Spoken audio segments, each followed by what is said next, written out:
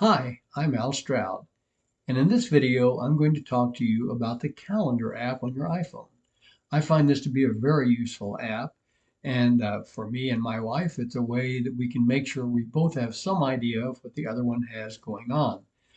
I am using iOS version 16 on this. It's a very early version. It's September of 2022. So if you have a different version of the iOS, you could find some differences or some updates that I don't show you.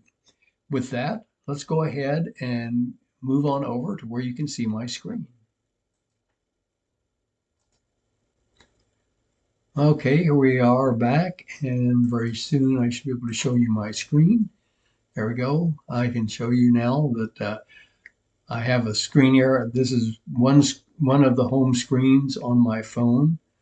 And what I'm looking for here is the icon that says calendar. So you need to find the calendar app on your phone if you want to follow along doing some of this yourself.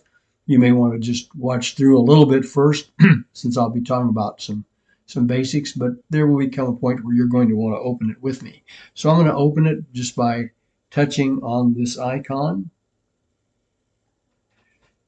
And when I open it up, you can see that I am opening it up to the full year calendar. And I did that for a reason, because that is where I really want to start. I'm going to show you how to get there, however, because you may find that yours opens with something that looks like that, or that, or or that, or something similar to that. So the way you move between these different screens is by using three different places. You use this one, and this one, and occasionally you will have another one, which we will talk about when we get there. So right now, what I want to do is go back up here, this top left, whatever it says there, I want to just touch on that once. It moves me back once. It still doesn't show me that 12-month screen, so I'm going to touch that same place one more time, and that takes me back to the 2022 calendar. So basically the way you do the main movements, if you want to get back to the 2022 screen or 2023 or whenever you're listening to this, is always look for that little wording up in the top left. You see it disappears when we get back down to the full year calendar. So the next thing I'm going to do is show you how I get to the month. I just touch on the September down here, since I'm in September and that's the one that's lit up in red. I can just touch on that, and that will take me to September. The next thing I want to do is make sure this little portion up here is not red like it is now. So now I have my September, October, and I can scroll the screen and go farther down the calendar. So that's the way I can go back and forth on this monthly calendar.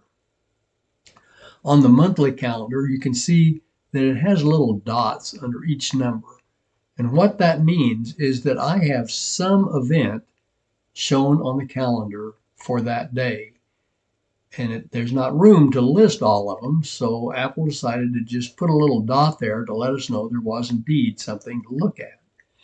If I want to see this in some more detail, I can go back up here to this little icon. And this one is sort of interesting. It has a little screen above and then two lines before, a little square area, and then two lines below it.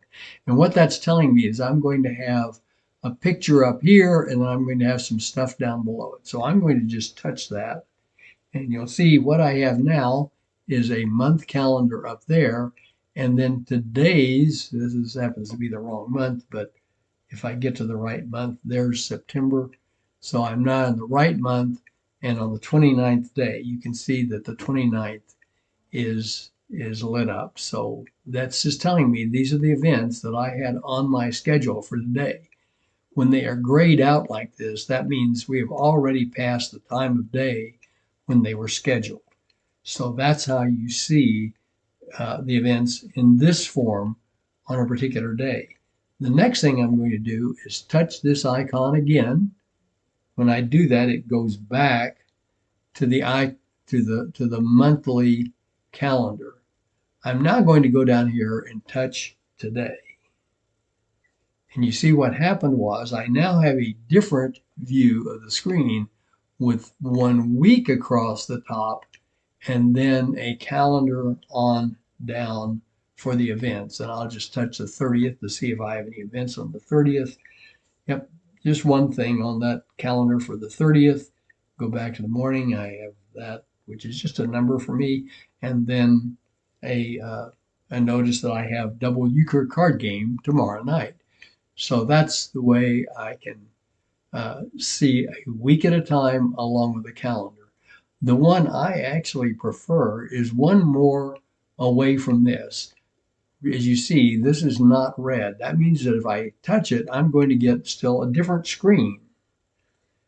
I touch it, and now I no longer have that week across the top. I just have the events of the day. And I think this is a little easier for me to read. The print's a little bigger, maybe gives a little more detail about the event, and it's all right there in the on the screen for me. So that's the one I prefer. I just sort of leave it in that mode. Occasionally I will go back and change to one of the other modes. Again, I'm really basically using 3 places to move around with these. I'm using this to change it back, off and on from 2 versions. So if I touch this again, I go back to that weekly review. And then if I want to go back to the monthly, I can use the October over here because I got shifted forward to October. Now it shows me in October. I can move it back to September like that. And I have a calendar again back to the monthly, and I again have my little icon up here that I can use to take a look at an event on that day. So that's the way you go about moving around or looking at different ways to display your calendar. I'm going to get out of this for a minute. I'm just going to close the calendar app down. I'm just going to go down here to the bottom and swipe up. And I'm going to go back and find the settings button on my home screen. So I'm going to go to settings now. So if you want to follow along, you can go to settings. And in settings, I'm going to scroll down. Where am I? Oh, there it is. Scroll down till I get to the calendar screen. When I go to the calendar screen, this gives me some choices here. I can do a lot of different things. It does have a week view, a week number. It has a week view, starts on today. So if you remember, I was in that 1 week view and it was showing me the week with the day we were on right in the middle. And if I turn this on, then it will always start with the day and go across instead of starting and doing Sunday till Saturday view or whatever it is. It'll always start on today. There are various other choices in here. Just to make sure that I check them all, I do have a default calendar. This is pretty important. I'm going to just touch this word home over here and you'll see what it does. It then looks and it says, what is your calendar? If I put something in the calendar, it's going to put it in whatever that default calendar is. I know this sounds a little confusing, but we're going to come back to this. So just keep that in mind. You set the default calendar here in the settings. So I'm going to go back out of that. And it's just the place you go to set things up. Now I'm going to show you one other thing up here in accounts. I'm going to touch on that, and you'll see I have several different accounts. I have iCloud account, which is for me the primary one I use. That's where I really wanted to store my calendar events. I also have a Gmail account called Al Board. I have another Gmail account which just says Gmail. Both of those have calendars in them, as does my Yahoo account. So I don't actually do much with those calendars. They're not my default calendar, and I don't fill them in. But if by chance you have an email where you have been using the calendar, you can link those two together so that you would see the events you put on one of them on this account. So I just want to let you know that. I'm not going to try to give any further explanation because I really don't do that. I'm just going to touch the calendar and go back to the calendar. in apps. And that was really all I wanted to show you here at this point. I'm going to close this app again, and I'm going to go back to the calendar app itself.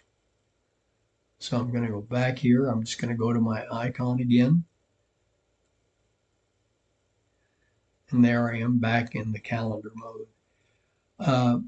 I want to show you next how to put something into your calendar. We're going to go up there to add a new event. You go up here to the little plus sign, and I'm just going to hit plus, and you'll see it comes up with a blank screen. So I can just put like a test event.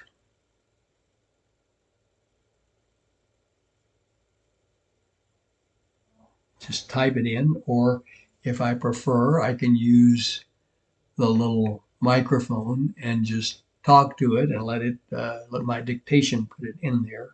I can put in a location, and it may know a lot of locations. In mine, if I was going to meet them at Leo's Brunch House, all I have to do is touch that, or Frisco City Hall. So let's just say I'm going to go to Leo's Brunch House. It puts it in. It already has all that information, so I don't have to do a whole lot of typing there. And then I can put the day and the time. It will default usually to the day and time that you are at if you're just using your calendar normally. But if you scroll to a different day, it will come close. But you always want to check, because it will put in a default one and it may not match what you really want. So if I don't want September 29th, I'm just going to touch on there, and you'll see it gives me a pop-up calendar where I can go ahead and enter whatever date that I want to put on there. So let's say I'm going to do it tomorrow. And once I get it on tomorrow, you can see I have a time. Maybe I want to do this at 10 in the morning. So once again, I'm going to do the same thing. I'm going to touch the 8 p.m. and it gives me the choice of changing that to 10 and 10 a.m. And so I now have, oops, I accidentally put this in. I can't put an ending time before the starting time. So I accidentally put it in the ending time. So I'm going to go back and change that to 10 a.m. And then I'm going to go down here to the end date down below. I'm not going to fool with the time zone because it's correct for me. So I go down to the end, and let's say I don't want it to end at 10 a.m. I want it will default to 1 hour after the starting time, but I want it to be a 2-hour meeting. So I'm going to do that, maybe have a long lunch over at Barney's, and then I will put add when I've got everything done. So I have the time there. I'm going to go down here, and I'm going to go make sure it's in my default calendar. But let's say I didn't want it in my default calendar. Let's say that's home stuff and this is business.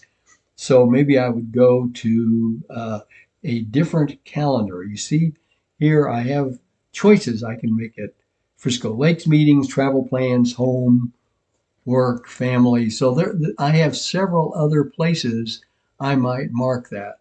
For now, I'm going to leave it at home, and you'll notice on here it says shared with Donna Stroud. That's my wife. That just means that anything I put in this calendar this way with home, she's going to automatically have that shared with her. So she stays up to date on my plans. So we're just going to touch that, leaving it the same. I do not have any repeats on this. If I wanted to repeat this every week or every month, I would just touch where it says never on there. And you'll see it gives me a choice of every day, every week, every 2 weeks. And it will just repeat that event at the same time every day. So if I'm teaching a class on Tuesdays, I can just put it in on one Tuesday. I can set it on repeat every week. It will put it on every Tuesday at the same time, the same location, until I tell it to stop the repeat. So if I put one in for every week, it now gives me an end repeat, and I can just touch that. It will tell me I can choose never or on a specific date. So if I know this class is only going to be for 3 weeks, say, I would look, I'm starting it on maybe October 30th. I can go forward a month and say I want to stop it on November 20th. So now I know that I have a start and an end date for my event. Uh, I can put invitees if I have various people that I want to invite to this meeting. I put them in.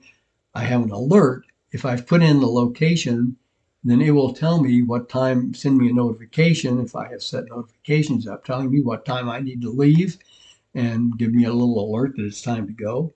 I can set up a second alert. So I set, a lot of times I'll set two warning notices, one, an hour ahead and then maybe another one 30 minutes ahead, or I may let it just default to the time to leave alert. So those are the things that you can do in setting up your calendar as well as others. But those are the basic things. When you get everything set like you want it to be set, you just go to the add at the top. When you do that, as soon as you do that, that is actually added to your calendar. So I'm going to go to tomorrow on my calendar.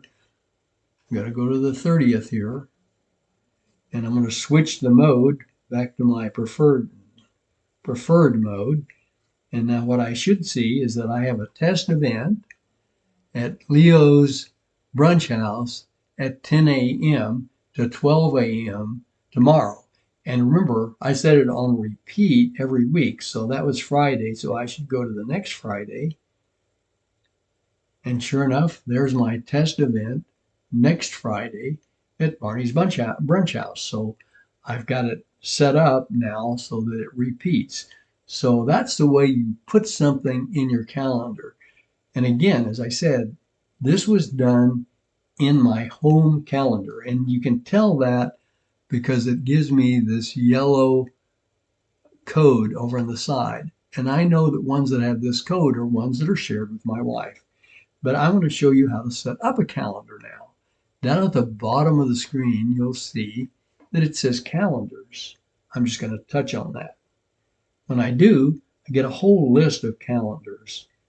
Now, the reality is you probably only need one or two, maybe three of these, depending on how busy you are.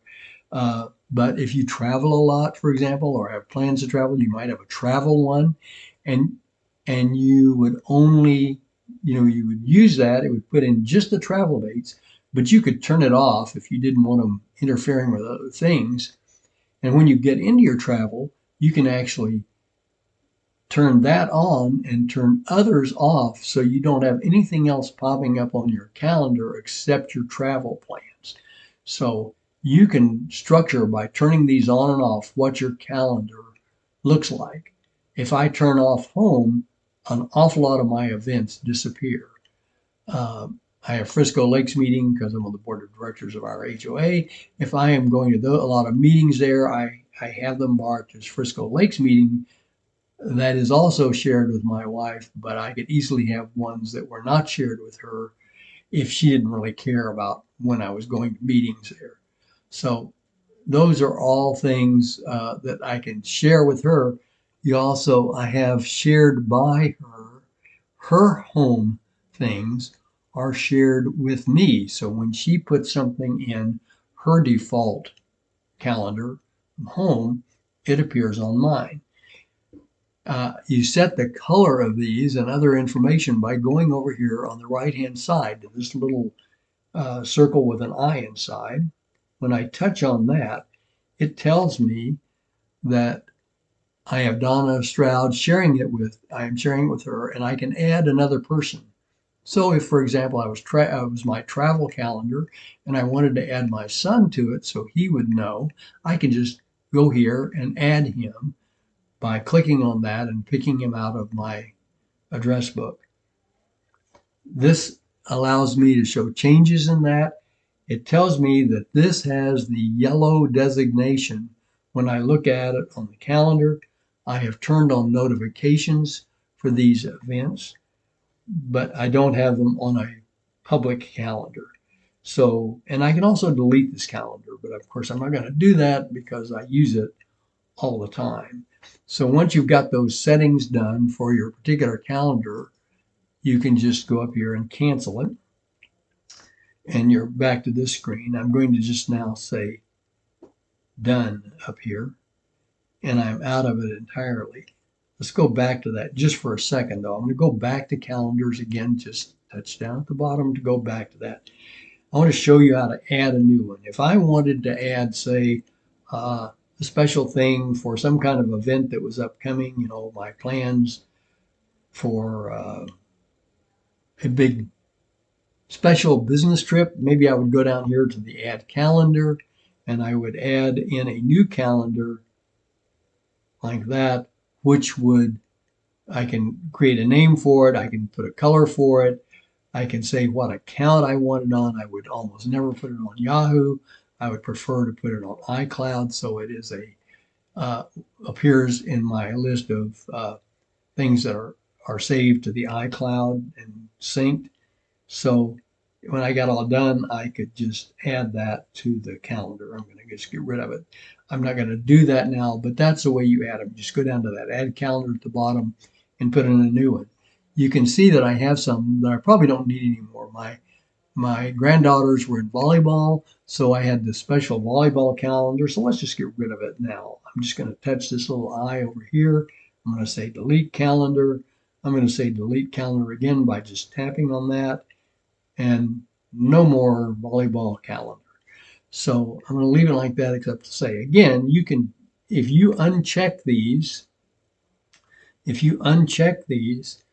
then they stop appearing on your calendar. So if you uncheck everything, you don't have anything showing in your calendar. It can be completely blank. And if you put something in, it's not going to appear. And I've had people do that. They get to the class and they're trying to enter something in their calendar, but they have all of them unchecked. So nothing appears on their calendar. So you need to come in here if that's happening and make sure you have your default calendar at least checked to show up. I also, pardon me, try to make sure I have my US holidays checked. And this birthday one is pulling things from your contacts list. So if you've put people's birthdays in your contacts list, checking this makes it show up on your calendar. It's just a really handy way to keep track of your day and to share what you're doing with other people so that they also will know what you are doing. So I think that's pretty much the basics of this. I want to show you, however, one more thing. It's not very impressive, but you at least ought to know what happens. Right now I have my phone locked into a portrait mode. I'm going to see if I can get out of that real quick. And if I do, and see if this works when yep, there we go. So what I have is a different mode that works. I guess I can't really move this around on the screen, but if you do this, you'll see that it now transforms into a weekly calendar and lays sideways across there. Again, this is something I just don't do. But the capability is there. If you happen to like reading it this way, maybe it makes it possible for you to see a little more of your week all set up. So there you go. I just prefer to leave it this way. It's more convenient for me. So that's pretty much what I needed to tell you about the calendar app. I hope this is useful to you, and if it was, I hope you will take the time, come back and take a look at some of my other helpful videos on the iPhone.